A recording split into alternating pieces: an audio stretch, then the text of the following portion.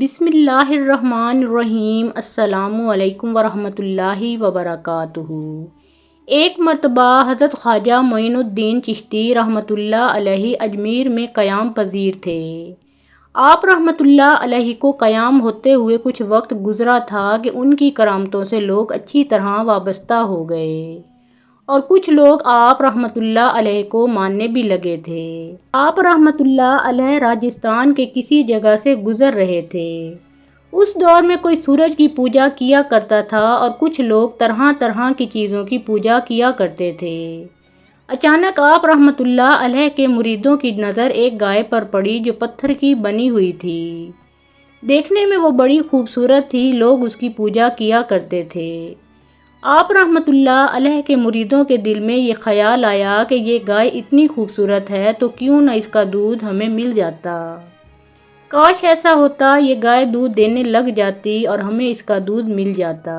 اور یہ خیال کرتے ہوئے انہوں نے سوچا کہ ہم تو شہنشاہ ہند عطائے رسول حضرت خواجہ غریب نواز رحمۃ اللہ علیہ کے ساتھ ہیں۔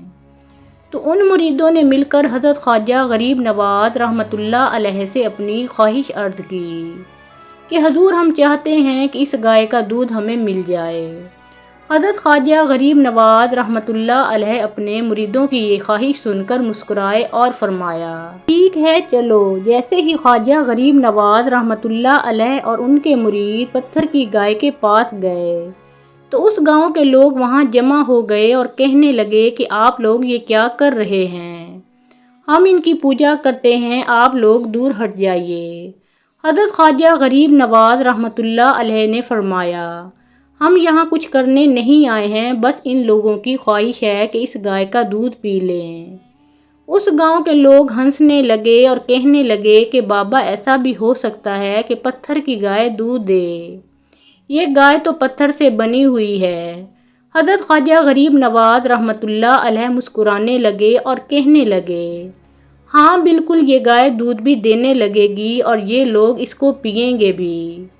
ان لوگوں نے حضرت خواجہ غریب نواز رحمۃ اللہ علیہ سے کہا، بابا یہ پتھر کی بنی ہوئی ہے، یہ گائے دودھ نہیں دے سکتی۔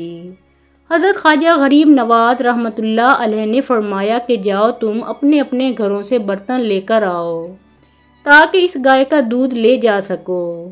وہ لوگ اپنے اپنے گھر جا کر برتن لے آئے اور کہنے لگے کہ آج ہم بھی دیکھیں گے کہ یہ بابا آخر کیا چاہتے ہیں۔ جب سب لوگ اپنے بڑے بڑے برتن لے کر حضرت خواجہ غریب نواز رحمۃ اللہ علیہ کی خدمت میں حاضر ہوئے تو خواجہ غریب نواز رحمۃ اللہ علیہ نے گائے کے کان کے پاس جا کر بسم اللہ شریف پڑھی اور بسم اللہ پڑھنے کے بعد اس کے تھنوں کو ہاتھ لگایا۔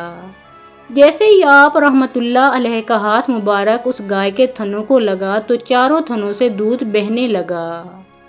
سارے گاؤں والے حیرانی سے دیکھنے لگے کہ یہ کیا ماجرا ہے، پتھر کی گائے دودھ دے رہی ہے۔ جب لوگوں نے دیکھا کہ پتھر کی گائے دودھ دے رہی ہے تو انہوں نے اپنے سارے برتن بھر لیے۔ پھر خواجہ غریب نواز رحمۃ اللہ علیہ نے اپنے مریدوں سے کہا کہ جاؤ تم اس کا دودھ نوش فرما لو۔ لوگوں نے جب حضرت خواجہ غریب نواز رحمۃ اللہ علیہ کی یہ کرامت دیکھی تو آپ کے قدم مبارک پکڑ لیے اور ان سب لوگوں نے مل کر کہا، آپ تو ہمارے دیوتا ہیں۔ آپ رحمۃ اللہ علیہ نے ان لوگوں سے فرمایا، میں کوئی دیوتا نہیں ہوں، میں ایک اللہ کا بندہ ہوں۔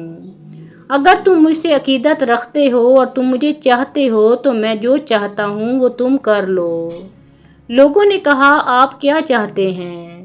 حضرت خواجہ غریب نواز رحمۃ اللہ علیہ نے فرمایا کہ تم سب رسول اکرم صلی اللہ علیہ وآلہ وسلم کا کلمہ پڑھ لو۔ آپ رحمۃ اللہ علیہ کے اس فرمان کے بعد پورے گاؤں والوں نے کلمہ پڑھ لیا اور سب کے سب مسلمان ہو گئے۔ ایک روز حضرت خواجہ غریب نواز رحمۃ اللہ علیہ جنگل سے گزرے، وہاں آپ نے دیکھا کہ کچھ لوگ ہیں جو آگ کی پوجا کر رہے ہیں۔ حضرت خواجہ غریب نواز رحمۃ اللہ علیہ نے ان لوگوں سے آگ کی پوجا کے بارے میں دریافت کیا تو انہوں نے جواب دیا کہ ہم لوگ آگ کو اس لیے پوجتے ہیں کہ دوزخ میں یہ آگ ہمیں تکلیف نہیں پہنچائے گی۔ آپ رحمۃ اللہ علیہ نے فرمایا کہ دوزخ سے بچنے کا طریقہ یہ نہیں ہے بلکہ دوزخ کی آگ سے بچنے کے لیے اللہ کی پوجا کرو، پھر یہ آگ تمہیں کوئی نقصان نہیں پہنچائے گی۔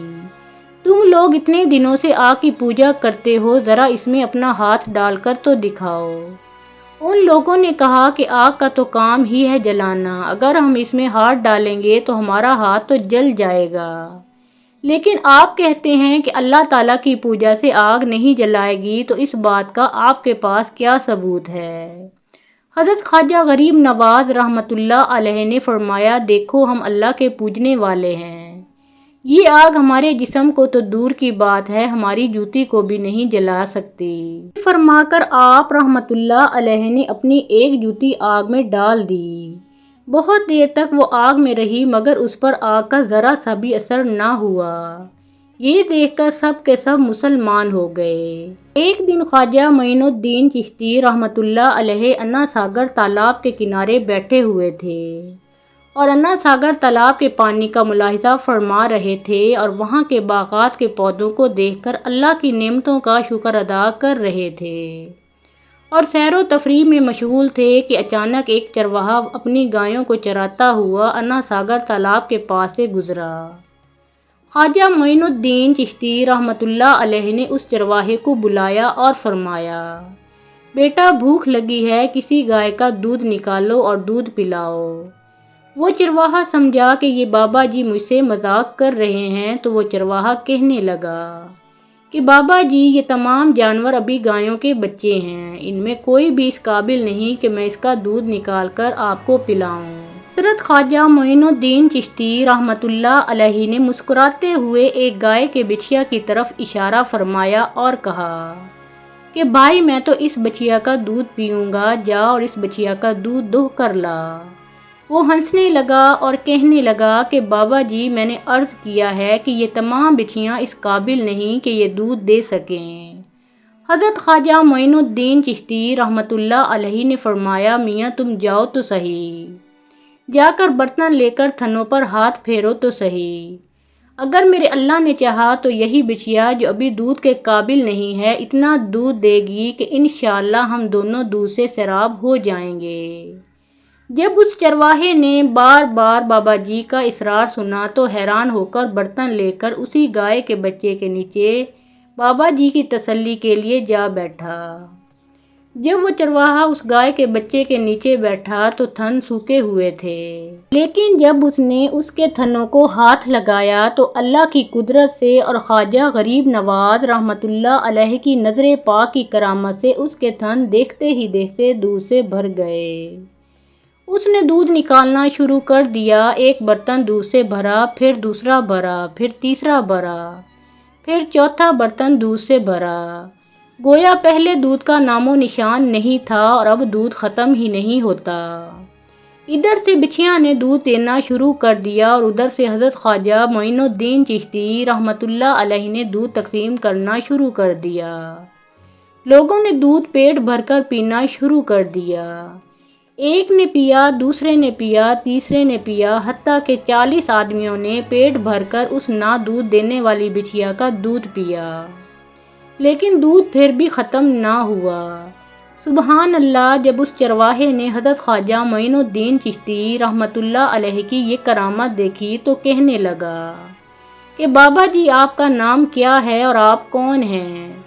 آپ رحمۃ اللہ علیہ نے مسکراتے ہوئے فرمایا کہ میاں چرواہے میرا نام معین الدین ہے اور میں کملی والے آقا صلی اللہ علیہ وآلہ وسلم کا ادنا سا غلام ہوں۔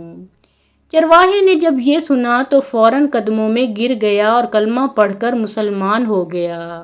محترم ناظرین، پیارے آقا محمد مصطفیٰ صلی اللہ علیہ وآلہ وسلم کا پیارا نام ایک بار کامنٹ سیکشن میں ضرور لکھیں۔